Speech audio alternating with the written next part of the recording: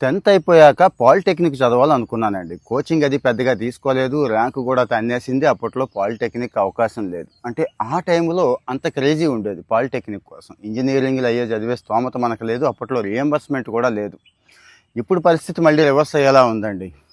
ఇంజినీరింగులు 20,00,000, 25,00,000 కట్టించుకుంటున్న కాలేజీలు చాలా ఉన్నాయి. రీసెంట్‌గా ఒక పేరెంట్ ఫోన్ చేశాడు. అంటే పేరెంట్స్ కూడా ఎంత తెలివిగా ఉన్నారో చెప్తానండి. మా అబ్బాయి మెకానికలే చదువుతా అంటున్నాడు. పాలిటెక్నికే చదువుతా అంటున్నాడు. పలానా కాలేజీలోనే గుడ్లవల్లేరు ఇంజనీరింగ్ కాలేజ్ ఏదో పేరు చెప్పాడు. అక్కడే చదువుతా అంటున్నాడు. నాకు కూడా అదే ఇంట్రెస్ట్ అండి. అక్కడే చదివిద్దాం అనుకుంటున్నాను అన్నాడు. మరి నాకెందుకు ఫోన్ చేశారంటే మీ ఒపీనియన్ కూడా చెప్తారు అని. సరే ముందు మీ ఒపీనియన్ చెప్పండి అంటే ఆయన చెప్పిన విషయాలే మీకు చెప్తున్నానండి. కోర్ బ్రాంచెస్‌లో పాలిటెక్నిక్‌ని మించింది లేదని, అంటే మంచి ఫౌండేషన్ పడుతుందని, ఒకవేళ ఉద్యోగం కావాలి అంటే పాలిటెక్నిక్ అయిపోయిన వెంటనే 18 సంవత్సరాలకే కనీసం 25,000, 20,000, 8, 10 లక్షల ప్యాకేజీలు కూడా ఇస్తున్నారండి కొన్ని పాలిటెక్నిక్ కాలేజీలో. ఉద్యోగం తెచ్చుకోవచ్చు, కుటుంబాన్ని ఆదుకోవచ్చని. లేదు చదవాలి అనుకుంటే ఈ 25,00,000, 20,00,000 కాలేజీలు ఉన్నాయి చూడండి డొనేషన్ కట్టించుకునేవి.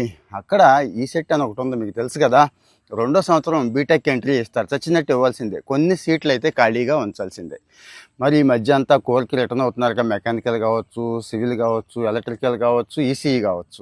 ఈ కోర్ బ్రాంచెస్లో అదే కాలేజీలో ఖర్చు లేకుండా సీట్ సంపాదిస్తానని, పైపెచ్చు అక్కడ హాస్టల్స్ ఖర్చుల దగ్గర నుంచి ఇవన్నీ తెలుసు కదండి ఎంతున్నాయో. ఇదే పాలిటెక్నికల్ అయితే జస్ట్ 4,700 అండి ఫీజు రియంబర్స్మెంట్ మ్యాక్సిమం వస్తుంది, అది కూడా లేదు. ఇంకా హాస్టల్కి కూడా పాలిటెక్నిక్ హాస్టల్స్కి ఇంత ఖర్చు ఉండవండి. 30-40 వేల లోపే అయిపోతుందని. ఇంకోటి కూడా ఉంది, ఇక్కడ గవర్నమెంట్ హాస్టల్స్ ఆ ఏరియాలో ఉంటే ఆ హాస్టల్లోనే జాయిన్ చేసి చదువుకోవచ్చు అని. అసలు హాస్టల్ దాకా ఎందుకు, ఇంటి దగ్గరలోనే పాలిటెక్నిక్ కాలేజ్ ఉంటే రోజు వెళ్ళొచ్చేయచ్చు. చదువు ఇంట్లో సాయం చేస్తాడు, కుర్రాడు ఎలా ఉన్నాడు ఏంటో ఇవి కూడా చక్కగా గమనించుకుంటూ ఉండొచ్చని.